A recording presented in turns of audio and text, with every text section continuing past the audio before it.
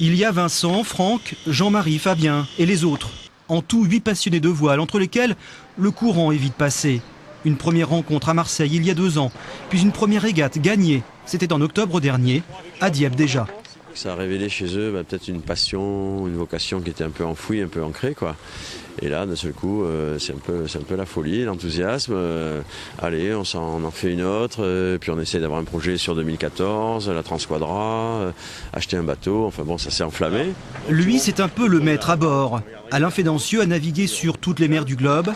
Là, le Marseillais s'est embarqué d'abord pour l'aventure humaine, avec l'idée d'apporter son expérience, car l'équipe est des plus hétéroclites, 2 professionnels et 6 amateurs venus d'un peu partout. Parmi eux, un Diepois de 17 ans qui occupera le rôle de numéro 1 à l'avant du bateau. C'est assez technique comme poste. Ça nous demande d'être très coordonné avec ce qui va se passer à l'arrière et être capable de bien gérer les passages de voile, les empannages notamment qui sont compliqués. Mais si on parle d'Amiens course au large, c'est parce que la moitié de l'équipage est picard. À l'origine de l'aventure, il pourrait néanmoins devenir de plus en plus diepois. À Amiens, il n'y a pas de port. La baie de Sonne, c'est magnifique, mais on ne peut pas y naviguer comme on le souhaiterait avec de gros bateaux de course. Donc la solution, c'est Dieppe. Pour l'heure, c'est Marc Lepéqueux, autre grand nom de la voile, qui a apporté son bateau de Cherbourg, un Dufour 40 de 12 mètres.